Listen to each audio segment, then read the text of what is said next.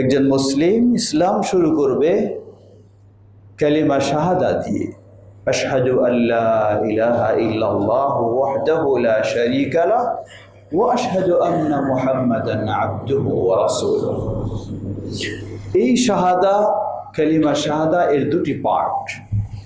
প্রথম হলো লা ইলাহা ইল্লাল্লাহ, দ্বিতীয় হলো মুহাম্মাদুর রাসূলুল্লাহ।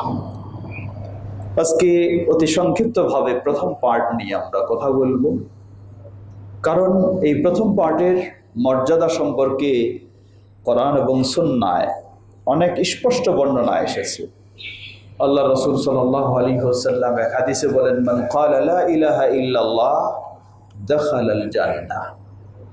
যে ব্যক্তি লা ইলাহা ইল্লাল্লাহ বলবে জান্নাতে যাবে। আরেক হাদিসে আল্লাহ রাসূল সাল্লাল্লাহু আলাইহি ওয়াসাল্লাম বলেন, মান ক্বালা লা ইলাহা ইল্লাল্লাহ ওয়া কাফারা বিমা ইউবাদু মিন দুনিল্লাহ হারুমা মালুহু ওয়া দামুহু ওয়া হিসাবুহু আলাল্লাহ। যে ব্যক্তি বলে লা ইলাহা ইল্লাল্লাহ এবং আল্লাহ ব্যতীত যা রয়েছে সবকে অস্বীকার করে, আল্লাহ ব্যতীত যারই ইবাদত করা হয় সবগুলিকে অস্বীকার করে, হারুমা মালুহু ওয়া দামুহু, তখনই তার জানমাল নিরাপদ হয়ে যায়। আরেক হাদিসে আল্লাহ রাসূল সাল্লাল্লাহু আলাইহি ওয়াসাল্লাম বলেন, ইন্নাল্লাহা হাররামা আলান নারি মান ক্বালা লা ইলাহা ইল্লাল্লাহ ইয়াবতাগি বিযালিকা ওয়াজহাল্লাহ। আল্লাহ সুবহানাহু ওয়া তাআলা জাহান্নামের আগুনকে হারাম করে দিয়েছেন ওই ব্যক্তির জন্য। জাহান্নামের আগুনকে হারাম করে দিয়েছেন, এর মানে কি কোনো এক মুহূর্তের জন্য নয়, ওই ব্যক্তির জন্য। মান ক্বালা লা ইলাহা ইল্লাল্লাহ ওয়া ইয়াবতাগি বিযালিকা ওয়াজহাল্লাহ, যে ব্যক্তি বলবে লা ইলাহা ইল্লাল্লাহ আর এই বলার মাধ্যমে সে আল্লাহর সন্তুষ্টি আশা করবে, ওই ব্যক্তির জন্য আল্লাহ রাব্বুল আলামিন জাহান্নামের আগুনকে একেবারেই হারাম করে দিয়েছেন। সুবহানাল্লাহ। আরেক হাদিসে আল্লাহ রাসূল সাল্লাল্লাহু আলাইহি ওয়াসাল্লাম বলেন, মান কানা আখিরু কালামিহি লা ইলাহা ইল্লাল্লাহ দাখালাল জান্নাহ। যার জীবনের শেষ বাণীটি হবে লা ইলাহা ইল্লাল্লাহ দাখালাল জান্নাহ, সে জান্নাতে প্রবেশ করবে। আরেক হাদিসে আল্লাহ রাসূল সাল্লাল্লাহু আলাইহি ওয়াসাল্লাম বললেন, এটিও সহিহুল বুখারীর হাদিস, সবগুলি সহিহ। আবু হুরায়রা রাদিয়াল্লাহু আনহু রাসূলুল্লাহ সাল্লাল্লাহু আলাইহি ওয়াসাল্লামকে জিজ্ঞাসা করছেন, মান আসআদুন নাসি বিশাফাআতিকা ইয়াউমাল কিয়ামাহ। হে আল্লাহর রাসূল সাল্লাল্লাহু আলাইহি ওয়াসাল্লাম, কিয়ামতের কঠিন বিভীষিকাময় দিনে কোন ব্যক্তি আপনার শাফাআত পেয়ে সৌভাগ্যবান হবে? রাসূলুল্লাহ সাল্লাল্লাহু আলাইহি ওয়াসাল্লাম জবাব দিলেন, মান ক্বালা লা ইলাহা ইল্লাল্লাহ খালিসাম মিন কলবি। যে ব্যক্তি তার পরিষ্কার হৃদয় থেকে বলবে লা ইলাহা ইল্লাল্লাহ, ওই ব্যক্তি কিয়ামতের কঠিন বিভীষিকাময় দিনে আমার শাফাআত লাভে ধন্য হবে, সৌভাগ্যবান হবে। সুবহানাল্লাহ। সবটাই লা ইলাহা ইল্লাল্লাহকে। প্রশ্ন আসতে পারে, একজন ব্যক্তি এই লা ইলাহা ইল্লাল্লাহ পড়ছে, বরং আপনার চেয়ে বেশি লা ইলাহা ইল্লাল্লাহ জপছে, আবার ডুগডুগিও বাজাচ্ছে, আবার গাজাও টানছে, তাহলে এই লোকটার অবস্থাও কি তাই হবে যে এই লা ইলাহা ইল্লাল্লাহ পড়ার মাধ্যমে জান্নাতে চলে যাবে, এই লা ইলাহা ইল্লাল্লাহ বলার মাধ্যমে সে জাহান্নাম থেকে মুক্ত হয়ে যাবে, এই লা ইলাহা ইল্লাল্লাহ বলার মাধ্যমে রাসূলুল্লাহ সাল্লাল্লাহু আলাইহি ওয়াসাল্লামের শাফাআতে সে ধন্য হবে? জবাব না, কখনোই হতে পারে না। লা ইলাহা ইল্লাল্লাহ বলার পরেও যদি কেউ লা ইলাহা ইল্লাল্লাহর নিষিদ্ধ কাজে লিপ্ত থাকে, তাহলে বুঝতে হবে তার ক্ষেত্রে লা ইলাহা ইল্লাল্লাহ কোনো কাজে আসবে না। তো এজন্যই, সময় যেহেতু আমাদের সীমাবদ্ধ, এজন্যই কোরআন এবং সুন্নাহ, এই বিশেষ করে এই হাদিসগুলির ক্ষেত্রে কেউ কেউ মন্তব্য করেছেন যে এই হাদিসগুলি ছিল প্রাথমিক পর্যায়ে, এখন এগুলি নেই, এগুলি মানসুখ হয়ে গেছে। জবাব না, এগুলি মানসুখ হয়নি, রহিত হয়নি, এগুলি এখনো রয়েছে। কিন্তু বিষয়টি হলো লা ইলাহা ইল্লাল্লাহ কোরআন এবং সুন্নাহ বলে দেয় এই লা ইলাহা ইল্লাল্লাহ বলতে কয়েকটি শর্ত রয়েছে। এই শর্তগুলি ঠিক রেখে যে ব্যক্তি লা ইলাহা ইল্লাল্লাহ বলবে, সেই ব্যক্তির জন্যই এই লা ইলাহা ইল্লাল্লাহ জান্নাত অপরিহার্য করে দিবে, এই লা ইলাহা ইল্লাল্লাহ জাহান্নাম হারাম করে দেবে, এই লা ইলাহা ইল্লাল্লাহ রাসূলুল্লাহ সাল্লাল্লাহু আলাইহি ওয়াসাল্লামের শাফাআতকে বৈধ করে দেবে ওই ব্যক্তির জন্য, যে ব্যক্তি এই লা ইলাহা ইল্লাল্লাহর কতগুলি শর্ত রয়েছে এই শর্তগুলি ঠিক রাখবে। এজন্য একজন প্রসিদ্ধ মুহাদ্দিস তিনি বলছেন, বোঝাতে গিয়ে বলছেন যে লা ইলাহা ইল্লাল্লাহ দিয়ে জান্নাতে যাওয়া যাবে ঠিকই, এটি জান্নাতের চাবি ঠিকই, কিন্তু মনে রাখতে হবে চাবি মানেই সাদামাটা হয় না, চাবির কিছু দাঁত থাকে। এই দাঁত যদি না থাকে তাহলে এই চাবি দিয়ে কোনো তালা খুলবে না। চাবির দাঁত যদি তালার দাঁতের সাথে মিলে যায় তাহলেই সেই তালা এই চাবি দিয়ে খুলবে। তো লা ইলাহা ইল্লাল্লাহ শুধু এই বাক্যটি যথেষ্ট নয়, এর সাথে আরো কিছু দাঁত রয়েছে। সেই দাঁতগুলি হবে কিছু করণীয়, হবে কিছু বর্জনীয়। করণীয়গুলি করতে হবে, বর্জনীয়গুলি বর্জন করতে হবে, তখনই এই লা ইলাহা ইল্লাল্লাহ দিয়ে জান্নাতের তালা খোলা যাবে। আর যদি করণীয় নাই, বর্জনীয় নাই, তাহলে এই লা ইলাহা ইল্লাল্লাহ কোনো কাজে আসবে না। আসুন আমরা সংক্ষিপ্ত সময়ের মাঝে একটু জেনে নেওয়ার চেষ্টা করি এই গুরুত্বপূর্ণ শর্তগুলি কি। প্রথম শর্ত হলো আল ইলম। 8টি শর্ত রয়েছে মোট। প্রথম শর্ত হলো আল ইলম। আল ইলম দ্বারা কি বোঝাই? আল ইলম দ্বারা বোঝাচ্ছি লা ইলাহা ইল্লাল্লাহ এই বাক্যটি আপনি পড়লেন, স্বীকৃতি দিলেন, বললেন, আপনি কি আসলে জানেন এই বাক্যটি আপনাকে কি নির্দেশ দিচ্ছে, এই বাক্যটি আপনাকে কি নিষেধ করছে? যদি এটি কিছুই না জানেন তাহলে এই লা ইলাহা ইল্লাল্লাহ দিয়ে কোনোই কাজ হবে না, এটি জানতে হবে। আপনি হয়তো বলবেন যে লা ইলাহা ইল্লাল্লাহ এটা জানতে হবে, জ্ঞান থাকতে হবে, এর দলিল কি? জবাব, আল্লাহ সুবহানাহু ওয়া তাআলা সূরা মুহাম্মদ 19 নম্বর আয়াতে বলেন ফা'লাম আন্নাহু লা ইলাহা ইল্লাল্লাহ। আল্লাহ সুবহানাহু ওয়া তাআলা নির্দেশ দিচ্ছেন তুমি জ্ঞান অর্জন করো, জানো কিসের? আন্নাহু লা ইলাহা ইল্লাল্লাহ, এই বিষয়ে জ্ঞান অর্জন করো। আজকে একজন ব্যক্তি হাজারো বার লা ইলাহা ইল্লাল্লাহর জিকির করে, আবার আরেকজন মানুষের পায়ে সেজদা করে অথবা কবরে গিয়ে সেজদা করে।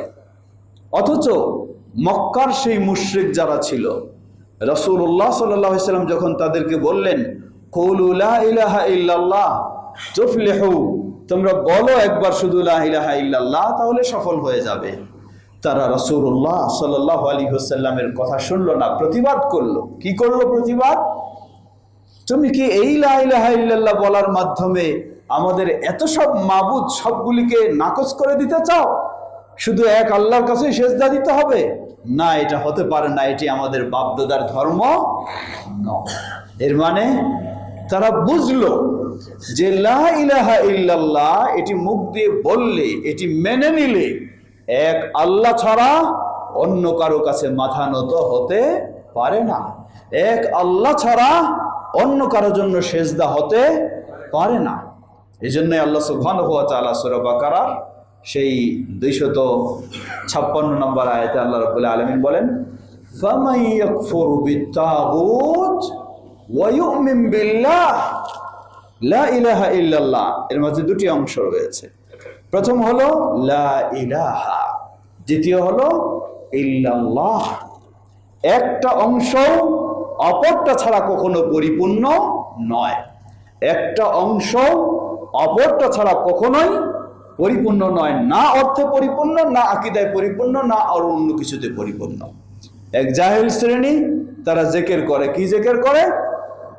কেউ লা ইলাহা, আবার কেউ বলতেছে ইল্লাল্লাহ। এটি জাহেলি জিকির, এটি কুফরি জিকির, এটি শিরকি জিকির। কি বলতে চায় তারা?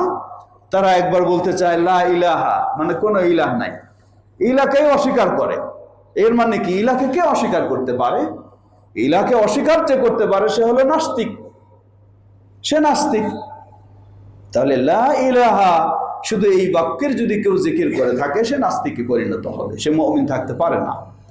তো দুটি অংশই একটি আরেকটির সাথে, একটি আরেকটির পরিপূরক, দুটি মিলেই সম্পূর্ণ একটি বাক্য, সম্পূর্ণ একটি বাণী, যেই বাণীটিকে বলা হয় কালিমাতু আত-তাওহীদ। এটি হলো তাওহীদের বাণী। এটিকে বলা হয় কালিমাতু আশ-শাহাদা, এটি শাহাদার বাণী। এটিকে বলা হয়েছে কালিমাতু আল হক, সত্যর বাণী। এটিকে বলা হয় কালিমাতু আত-তাকওয়া, তাকওয়ার বাণী। এটিকে বলা হয় কালিমাতু আল ইখলাস, ইখলাসের বাণী। এটিকে বলা হয় কালিমাতু আন-নাজাত, জাহান্নাম থেকে মুক্তি পাওয়ার বাণী। এটিকে বলা হয় কালিমাতু আল ফাউজ, এটি কল্যাণের, সাফল্যের বাণী। সুতরাং এটি দুই অংশ মিলে, এজন্য বলা হয় লা ইলাহা ইল্লাল্লাহ। এই কালিমার মাঝে দুটি অংশ, দুটি রোকন। রোকন কাকে বলা হয়? রোকন বলা হয় যে কোনো জিনিসের বাইরের বিষয়, যে কোনো জিনিসের ভিতরের বিষয়, যেটা না হলে কখনো এটি ঠিক থাকবে না। তো প্রথম রোকন হলো লা ইলাহা। লা ইলাহা, আল্লাহ সুবহানাহু ওয়া তাআলার প্রতি কখনোই ঈমান হতে পারে না যতক্ষণ না আল্লাহ ব্যতীত সব কিছুকে অস্বীকার করা হবে। আল্লাহ ব্যতীত সব কিছুকে আগে অস্বীকার করতে হবে। চন্দ্র ইলাহ হতে পারে না, সূর্য ইলাহ হতে পারে না, গাছ ইলাহ হতে পারে না, পাথর ইলাহ হতে পারে। ইলাহ মানে কি? ইলাহ মানে হলো মাবুদ। মাবুদ কাকে বলে? যার ইবাদত করা হয়। এক শ্রেণী চন্দ্রের ইবাদত করে, তাদের ইলাহ হলো চন্দ্র, তাদের মাবুদ হলো চন্দ্র। যারা সূর্যের ইবাদত করে তাদের মাবুদ হলো সূর্য। যারা গাছের ইবাদত করে তাদের মাবুদ হলো গাছ। যারা শয়তানের ইবাদত করে তাদের মাবুদ হলো শয়তান। তো লা ইলাহা, উলুহিয়া, মাবুদ হওয়ার যোগ্যতা কারো ভিতরে নেই। দ্বিতীয় দিয়ে বলা হচ্ছে ইল্লাল্লাহ, যোগ্যতা একমাত্র একজনেরই রয়েছে, তিনি হলেন আল্লাহ সুবহানাহু ওয়া তাআলা। এজন্য আল্লাহ বলছেন ফামান ইয়াকফুরু বিত-তাগুত, আগে তাগুতকে অস্বীকার করতে হবে। ওয়া ইউমিন বিল্লাহ, এরপরে আল্লাহর প্রতি ঈমান আনতে হবে। সেই ঈমান হলো সঠিক। আমি এটাও নিয়ে আছি, এটাও নিয়ে আছি, তাহলে এটি কখনো আল্লাহর প্রতি ঈমান হতে পারে না। আমরা একটু জেনে নেই, এখানে আরেকটি গুরুত্বপূর্ণ বিষয় রয়েছে, সেটি হলো লা ইলাহা ইল্লাল্লাহ এর অর্থ কি? লা ইলাহা ইল্লাল্লাহ এর অর্থ কি? বিভিন্ন জন বিভিন্ন অর্থ করে থাকে। আমাদের সমাজে বা আমাদের দেশে বাংলা ভাষায় বিভিন্ন তরিকার মানুষ বিভিন্নভাবে অর্থ করে। এটি তাদের আকীদা বিশ্বাসের সাথে মিল রেখে করে। এক শ্রেণী বলে লা ইলাহা ইল্লাল্লাহ এর অর্থ আল্লাহ ছাড়া কোনো স্রষ্টা নেই, এটি ভুল অর্থ। আরেক শ্রেণী বলে লা ইলাহা ইল্লাল্লাহ এর অর্থ আল্লাহ ছাড়া কোনো রব নেই, প্রভু নেই, এটি ভুল অর্থ। আরেক শ্রেণী বলে লা ইলাহা ইল্লাল্লাহ আই লা হাকিমা ইল্লাল্লাহ, আল্লাহ ছাড়া কোনো বিধানদাতা নেই, এটিও ভুল অর্থ। এগুলি সব আংশিক অর্থ। মূল অর্থ হলো লা ইলাহা ইল্লাল্লাহ আই লা মা'বুদা বিহাক্কিন ইল্লাল্লাহ, আল্লাহ ব্যতীত সত্যিকার কোনো মাবুদ নেই। হয়তো বলবেন যে আল্লাহ ব্যতীত সত্যিকার মাবুদ নেই, এটি আবার কেন বলা দরকার? জবাব, পৃথিবীতে অগণিত অসংখ্য মাবুদ রয়েছে। যে সূর্যের পূজা করে তার মাবুদ হলো সূর্য, যে চন্দ্রের পূজা করে তার মাবুদ চন্দ্র, যে প্রতিমার পূজা করে তার মাবুদ প্রতিমা, যে গাছের পূজা করে তার মাবুদ গাছ, যে গরুর পূজা করে তার মাবুদ গরু। অসংখ্য মাবুদ রয়েছে। এই জন্য আল্লাহ রাব্বুল আলামিন কত সুন্দরভাবে বলছেন, সূরা হাজ ৬২ নম্বর আয়াত, আল্লাহ বলছেন যালিকা বিআন্নাল্লাহা হুয়াল হক ওয়া আন্নামা ইয়াদউনা মিন দুনিহি হুয়াল বাতিল ওয়া আন্নাল্লাহা হুয়াল আলিয়্যুল কাবীর। যালিকা বিআন্নাল্লাহা হুয়াল হক, আল্লাহ সুবহানাহু ওয়া তাআলা তিনি হলেন হক মাবুদ। ওয়া আন্নামা ইয়াদউনা মিন দুনিহি, আর আল্লাহকে বাদ দিয়ে যারা যার ইবাদত করে হুয়াল বাতিল, সবগুলি হলো বাতিল মিথ্যা। সুতরাং লা ইলাহা ইল্লাল্লাহ এর অর্থ হলো আল্লাহ ব্যতীত সত্যিকার কোনো মাবুদ নেই। মাবুদ আছে অগণিত, কিন্তু সবগুলি হলো বাতিল মাবুদ। আপনি অস্বীকার করতে পারবেন না, বলতে পারবেন না যে আল্লাহ ছাড়া কোনো মাবুদ নেই। অবশ্যই আছে, বাস্তব। যে যারা ইবাদত করে সে তার মাবুদ, যে যারা ইবাদত করে সে তার মাবুদ। তাহলে আল্লাহ ব্যতীত অগণিত অসংখ্য মাবুদ রয়েছে, কিন্তু সব মাবুদই হলো, আল্লাহ বলছেন হুয়াল বাতিল, আল্লাহকে বাদ দিয়ে যারাই ইবাদত করা হয় সবগুলি হলো বাতিল মাবুদ। হক মাবুদ একমাত্র আল্লাহ সুবহানাহু ওয়া তাআলা। অন্য আরেক জায়গায় সূরা ইউনূসের 32 নম্বর আয়াতে বলেন, ফাযালিকুমুল্লাহু রাব্বুকুমুল হক ফামাযা বা'দাল হক ইল্লা আদ-দালাল। ফাযালিকুমুল্লাহু রাব্বুকুমুল হক, তোমাদের আল্লাহ তিনি হলেন তোমাদের হক রব। ফামাযা বা'দাল হক ইল্লা আদ-দালাল, হকের পরে তো আর কোনো হক থাকতে পারে না, সবই ভ্রান্ত, সবই ভ্রান্ত। সুতরাং লা ইলাহা ইল্লাল্লাহ এর সঠিক অর্থ হলো লা মা'বুদা বিহাক্কিন ইল্লাল্লাহ। বাংলায় আমরা বলবো আল্লাহ ব্যতীত সত্যিকার কোনো মাবুদ নেই, বা সত্য কোনো মাবুদ নেই। সত্য মাবুদ একজনেই, তিনি হলেন আল্লাহ সুবহানাহু ওয়া তাআলা। আল্লাহ আমাদের বিষয়গুলি সঠিকভাবে বোঝার, জানার এবং মানার তৌফিক দান করুন। সময় অত্যন্ত সীমিত, ফিরে আসি। আমরা বলছিলাম 8টি শর্ত। প্রথম শর্ত হলো আল ইলম, আমাকে জানতে হবে লা ইলাহা ইল্লাল্লাহ কি বলতেছে, কি করতে বলে, কি নিষেধ করতে বলে, কি নিষেধ করে, সেটি যদি না জানতে পারি তাহলে লা ইলাহা ইল্লাল্লাহ দিয়ে আমার কোনো কাজ হবে না। ওয়াল ইয়াকিন, শুধু জানলেই হবে না, এটি হৃদয়ের ভিতর থেকে মেনে নিতে হবে। ওয়াল কবুল, শুধু হৃদয়ের ভিতর থেকে বিশ্বাস, দৃঢ়ভাবে বিশ্বাস করলেও হবে না, এটিকে কবুল করতে হবে। আল্লাহ রাব্বুল আলামিন সবগুলির এই দলিল কোরআন সুন্নাহয় রয়েছে। যেমন ইয়াকিনের দলিল, আল্লাহ বলছেন ইন্নামাল মুমিনুনা আল্লাযীনা আমানু বিল্লাহ ওয়া রাসূলিহি সুম্মা লাম ইয়ারতাবু। প্রকৃত মুমিন তারাই যারা আল্লাহ এবং তার রাসূলের প্রতি ঈমান এনেছে, সুম্মা লাম ইয়ারতাবু, অতঃপর তার ভিতরে কোনো রকমের সন্দেহ সংশয় স্থান পায় না। এটাই হলো ইয়াকিনের দলিল। ঠিক তেমনি ভাবে আল ইখলাস, ইখলাস জিদ্দুহু আশ-শিরক। লা ইলাহা ইল্লাল্লাহ আমি পাঠ করব, বলবো, আবার আমি শিরকে লিপ্ত হয়ে থাকব, তা কখনো হতে পারে না। আল্লাহ আমাকে নির্দেশ দিয়েছেন ওয়ামা উমিরু ইল্লা লিয়াবুদুল্লাহ মুখলিসিনা লাহুদ-দীন হুনাফা, আমি ইবাদত করব আল্লাহর সব কিছু থেকে মুক্ত হয়ে একনিষ্ঠভাবে একমাত্র আল্লাহর জন্য ইবাদত করব, সকল শিরক থেকে বিরত। চতুর্থ as-sidq ওয়া দিদ্দুহু an-নিফাক। সিদক, লা ইলাহা ইল্লাল্লাহ বলছি, আসলে কি লা ইলাহা ইল্লাল্লাহ আমি সততার সাথে বলছি, না খালি মানুষকে বুঝ দেওয়ার জন্য বলছি? এটি সততা থাকতে হবে। সিদক বলতে কি, আমার ভিতর এবং বাইরের দুটোই এক হতে হবে। আল্লাহ রাব্বুল আলামিন বলেন আল্লাযীনা আমানু ওয়া লাম ইয়ালবিসু ঈমানাহুম বিযুলম উলাইকা লাহুমুল আমনু ওয়া হুম মুহতাদুন। পঞ্চম আল মুহাব্বা ওয়া দিদ্দুহা বুগদ। আল মুহাব্বা ভালোবাসা। লা ইলাহা ইল্লাল্লাহ আমি খুবই আন্তরিকতার সাথে বলছি বলে দাবি করি, কিন্তু আল্লাহ সুবহানাহু ওয়া তাআলার কোনো বিষয়কে আমি ভালোবাসতে পারি না। রাসূলুল্লাহ সাল্লাল্লাহু আলাইহি ওয়াসাল্লামের কোনো বিষয়কে আমি পছন্দ করতে পারি না। সেটি ক্ষেত্রে আমি অন্যকেই বেশি ভালোবাসি, অন্যকেই বেশি পছন্দ করি। যদি এটি হয় তাহলে তার দ্বারা লা ইলাহা ইল্লাল্লাহ দিয়ে জান্নাতও নয়, জাহান্নাম থেকে মুক্তিও নয়।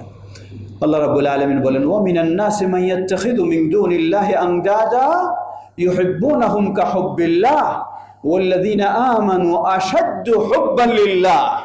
আল্লাহকে বাদ দিয়ে অনেকেই আল্লাহর সমকক্ষ গ্রহণ করেছে, তারা তাদেরকে ভালোবাসে।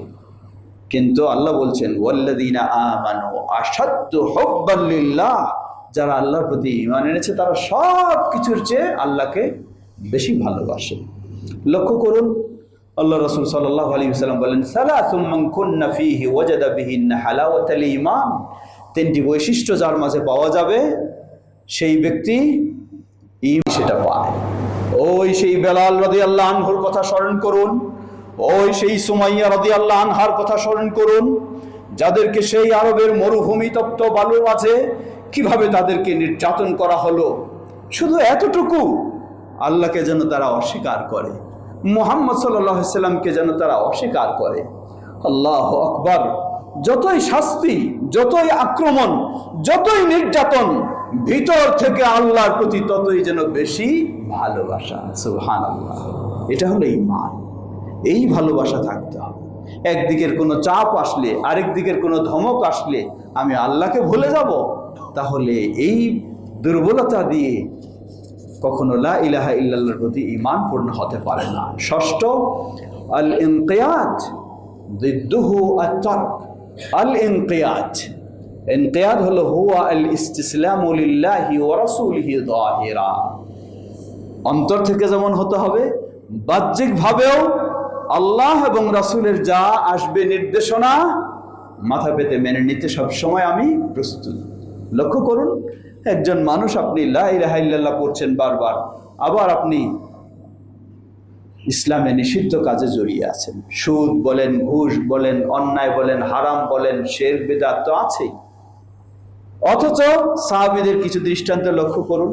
হাদিস সহিহুল বুখারীর, আনাস রাদিয়াল্লাহু তাআলা আনহু তিনি বলছেন, আমি আবু তালহার ঘরে মদ পরিবেশন করছি। মদ তখনও মদ পরিপূর্ণ হারাম হয়নি।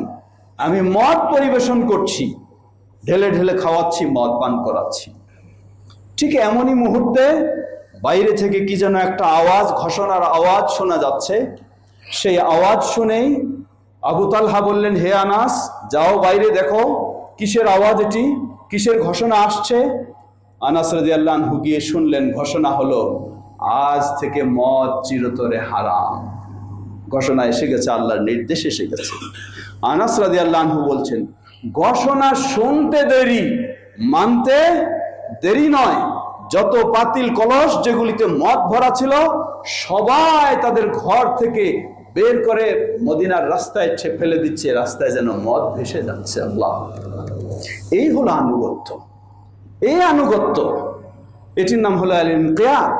আমি বলবো লা ইলাহা ইল্লাল্লাহ, আর আল্লাহর নির্দেশ আসলে আমি বলবো একটু বুঝে দেখি, একটু চিন্তা করে দেখি আমার সুবিধা আছে না অসুবিধা আছে, তারপর সুবিধা হলে মানবো, আর না হলে মানবো না।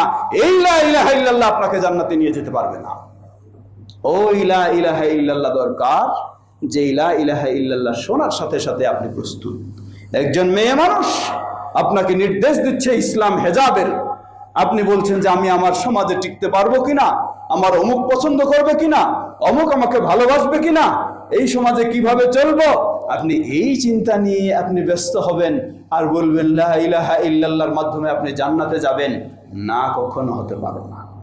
এজন্য আল ইনকিয়াদ, আল্লাহ রাব্বুল আলামিন বলেন, ইন্নাল্লাযীনা ক্বালু রাব্বুনাল্লাহ সুম্মা ইসতাকামু তাতানাজ্জালু আলাইহিমুল মালায়েকা আল্লা তাখাফু ওয়া লা তাহজানু ওয়া আবশিরু বিল জান্নাতি আল্লাতী কুনতুম তুআদুন।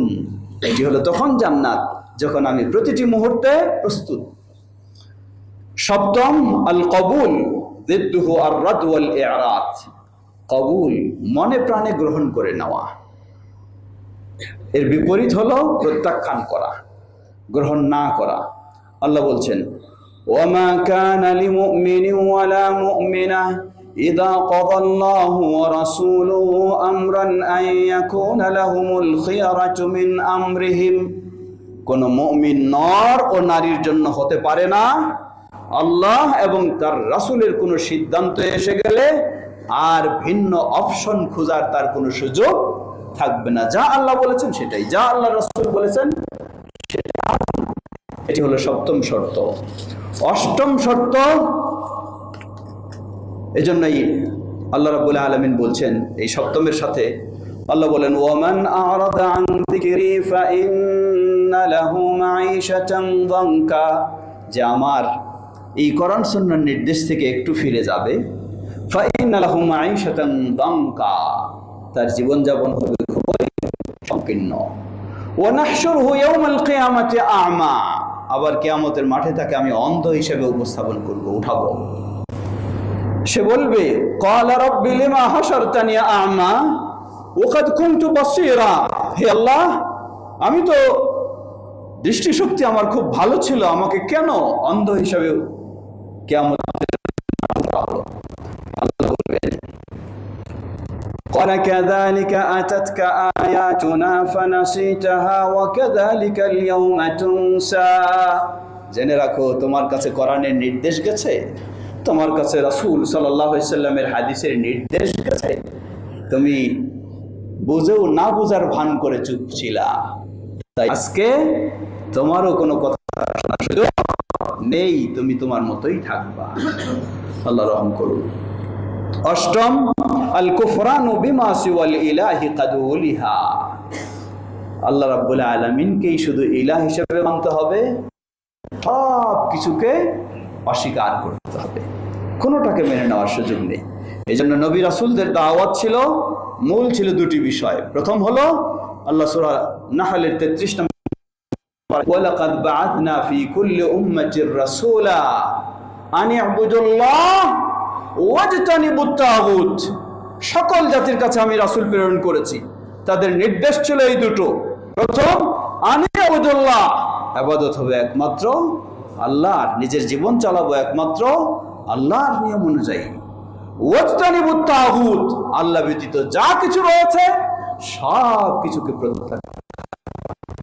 এই আল্লাহ রাব্বুল আলামিন বলেন মান ইয়াকফুরু বিত-তাগুত ওয়া ইউমিন বিল্লাহ, প্রথমে আগে আল্লাহ বিরোধীকে সব আপনাকে বর্জন করতে হবে, তারপরে আপনাকে আল্লাহর প্রতি বিশ্বাস। আপনি বর্জন করবেন না, ওটাও ধরে রাখবেন, এটাও ধরে রাখবেন, এত চালাকি হলে জান্নাত হারিয়ে যাবে। আল্লাহ আমাদের বিষয়গুলিকে ভালোভাবে উপলব্ধি করে সেই অনুযায়ী যেন আমরা লা ইলাহা ইল্লাল্লাহ বুঝতে পারি, জানতে পারি, মানতে পারি, এর মাধ্যমে যেন আমরা আমাদের জান্নাতকে নিশ্চিত করে নিতে পারি। আল্লাহ আমাদের তৌফিক দান করুন। ওয়া আখিরু দাওয়ানা আলহামদুলিল্লাহি রাব্বিল আলামিন।